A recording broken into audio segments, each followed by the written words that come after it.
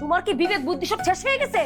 আল্লাহ, এই দিন দেখার আগে তুমি আমারে বিধবা বানাইলা না কেন আল্লাহ? এই কি সব উল্টাপাল্টা কথা কইতেছো? তুমি ভুল বুঝতেছো। আমি ভুল বুঝতাছি না, সারা জীবন ভুল বুঝতে আসছি। তোমার সাথে এতদিন আমি মিথ্যা মিথ্যা সংসার করছি। এই তুমি এখন আমার মার বাসা থেকে বাইরে হয়ে যাবা। যাও কইতেছি, এখন যাও। সারাদিন সিরিয়াল দেখতে দেখতে জীবনটা পুরো অ্যাক্টিং হয়ে গেছে না? আমার লোকে অ্যাক্টিং করতেছো। শান্ত হও, এখানে আসো, বসো বসো এখানে। এই মোবাইলটা কার? তোমার মাইয়ার মোবাইল। আমার মাইয়ার মোবাইল আমার কাছে কবে থেকে? কালকে রাতের থেকে, কারণ ওর পরীক্ষা দেখে তুমি ওর ফোনটা সিজ করছো। এখন কি আমি আমার মাইয়ার মোবাইলে ফেসবুক আইডিতে ঢুকে মাইয়ার সাথে প্রেম করবো? না তো।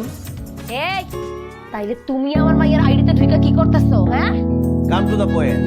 মেয়ে বড় হয়েছে, কলেজে পড়ে, এটাই ক্রুশাল টাইম। এই সময় হাজার হাজার প্রেমের প্রস্তাব আসতে পারে। তার মধ্যে এখন ইন্টারনেটের যুগ, রাত তো বাড়ে, মেসেঞ্জারে মেসেজ আসার ভিড় তত বাড়তে থাকে। আর আমার মেয়ে একা ঘরে নিরিবিলি বসা যে কোনো প্রেমের প্রস্তাবে হাত ধরে দেওয়া একটা কাঙ্ক্ষিত ঘটনা। কিন্তু আমি থাকতে আমার মেয়ের জীবনে এই ধরনের অনাকাঙ্ক্ষিত ঘটনা আমি করতে দেবো না। এই জন্য বসে বসে তার মেসেঞ্জার চেক করতেছি। ভালো ভালো এই আমি আমার মাইয়ারে ভালো করে চিনি।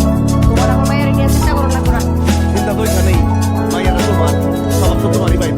কি কইছো তুমি? তুমি বলতে চাইতেছো আমার স্বভাব চরিত্র খারাপ? তোমার যে বয়স, এখন সব চরিত্র খারাপ হলেও প্রায় আসে না। মেয়ের সব চরিত্র নিয়ে চিন্তা করতে। আমার মাইয়ারে আমি ভালো করে চিনি। আমার মায়ের চোখের দিকে তাকাইলে আমি কইতে পারি কোনটা সত্য আর কোনটা মিথ্যা। আজকাল ছেলে মেয়েদের চোখের দিকে তাকায় কিছুই বোঝা যায় না। যা বোঝা যায় তার মেসেঞ্জারের দিকে তাকাইলে বোঝা যায়। আমি মেসেঞ্জারের দিকে তাকায় বুঝতেছি যা বোঝার।